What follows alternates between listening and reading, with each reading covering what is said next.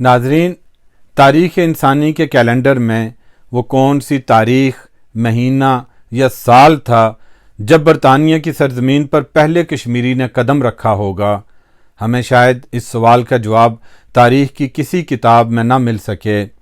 لیکن تاریخ کی کتابوں میں اس بات کو ہمیشہ یاد رکھا جائے گا کہ برٹش کشمیریوں نے برطانوی معاشرے کی تعمیر میں اور برطانیہ کی زندگی کے ہر شعبے میں بے پناہ خدمات سر انجام دیں۔ ناظرین، آج سے ہم پروگرامز کا ایک ایسا سلسلہ شروع کر رہے ہیں جس میں ہم زندگی کے مختلف شعبوں میں نمایاں نام اور مقام حاصل کرنے والے برٹش کشمیریوں کی بات کریں گے، اور آج اس سلسلے کا پہلا پروگرام آسمان علم و ادب، اردو زبان کے، اردو ادب کے ایک بہت معتبر نام پروفیسر سلطان محمود ہاشمی صاحب کے حوالے سے کریں گے۔ پروفیسر سلطان محمود ہاشمی، جنہوں نے اردو زبان کا سب سے طویل اور شہرہ آفاق رپورتاج کشمیر اداس ہے لکھا۔ کشمیر اداس ہے کے بارے میں قدرت اللہ شہاب صاحب لکھتے ہیں کہ کشمیر کا مسئلہ لٹکتا رہے یا حل ہو جائے، اس کتاب کشمیر اداس ہے کی ادبی اہمیت اور افادیت دونوں صورتوں میں برقرار رہے گی۔ کشمیر اداس ہے کے حوالے سے ممتاز شیری نے لکھا کہ کشمیر اداس ہے کشمیر کی تاریخ کے ایک اہم حصے کی وہ تفصیلات ہیں جو آج تک کسی کتاب میں لکھی گئیں اور نہ کبھی لکھی جائیں گی۔ انداز بیاں جس پر افسانہ نگاری کا گمان ہوتا ہے، سچ جس کا جادو سر چڑھ کر بولتا ہے، یہاں فن نے دستاویز سے شکست نہیں کھائی، اس میں آرٹ اور ڈاکومنٹری کا حسین امتزاج ہے۔ اردو کے ممتاز برٹش کشمیری رائٹر پروفیسر سلطان محمود ہاشمی 20 اگست 1920 کو ریاست کلات کے سرمائی دارالحکومت مستونگ بلوچستان میں پیدا ہوئے، جہاں ان کا خاندان ان کے والد محمد ہاشم صاحب کی نوکری کے سلسلے میں قیام پذیر تھا۔ محمود ہاشمی صاحب کا اصل نام سلطان محمود ہاشم تھا۔ آزاد کشمیر کے علاقہ اندرحل کے ایک گاؤں پوٹھا بنگش کے ایک زمیندار خاندان کے چشم و چراغ محمود ہاشم کب اور کیسے محمود ہاشمی بنے، یہ ایک دلچسپ کہانی ہے۔ محمود ہاشمی صاحب کا تعلق کشمیر سے تھا، لیکن ان کی جو پیدائش ہے وہ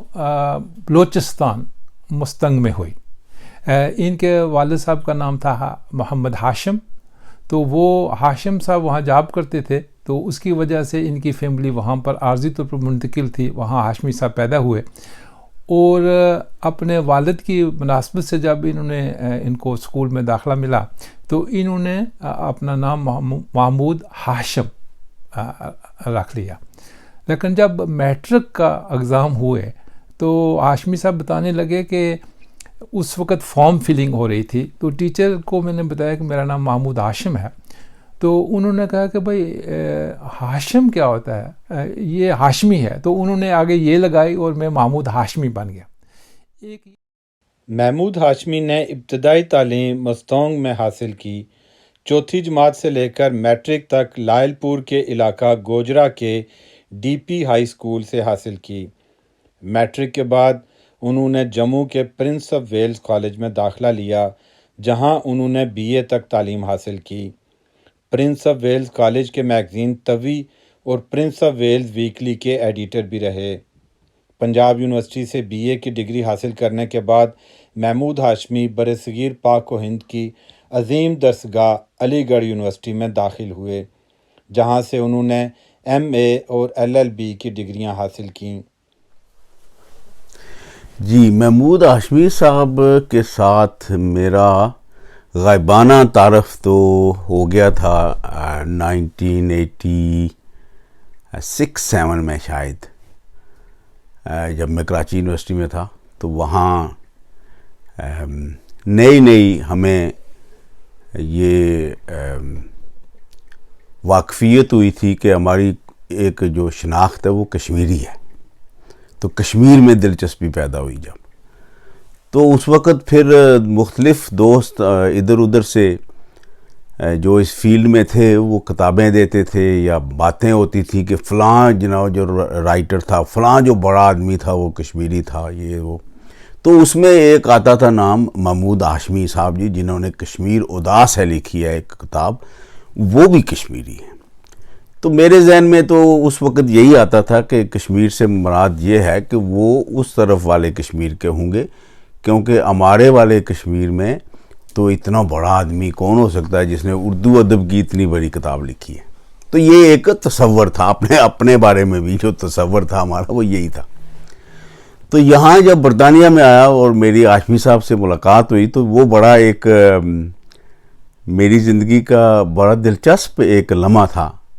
کہ اس وقت مجھے پتہ چلا کہ یہ محمود ہاشمی صاحب ہیں جنہوں نے کشمیر اداس ہے لکھی ہے اور ان کا تعلق ڈڈیال سے ہے.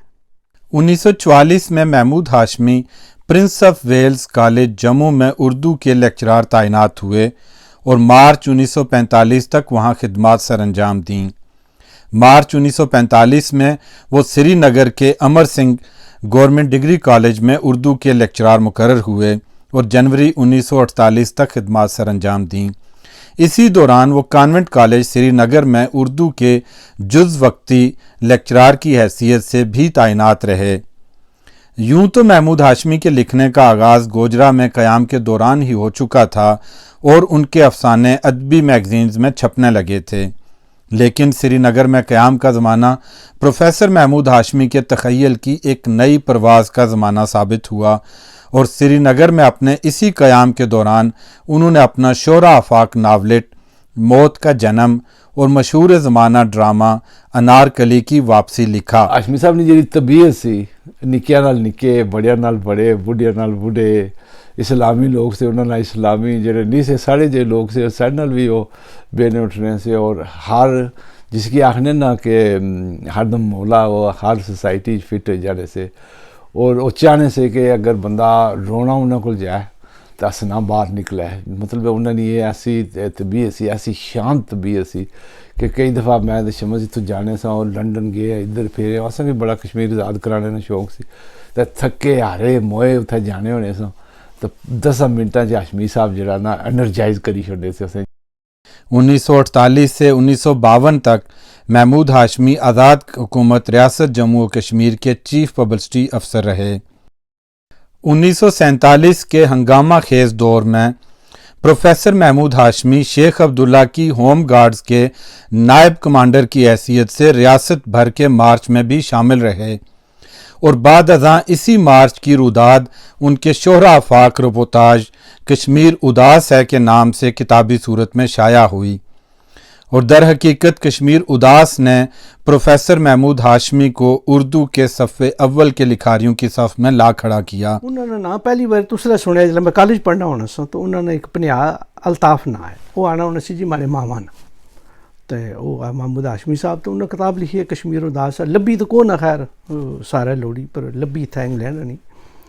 تو جب انہوں نے پہلی باری ملاقات ہوئی تو نظامی صاحب نے ذریعہ جڑا نا وہ اصل گھر آئے اسٹوک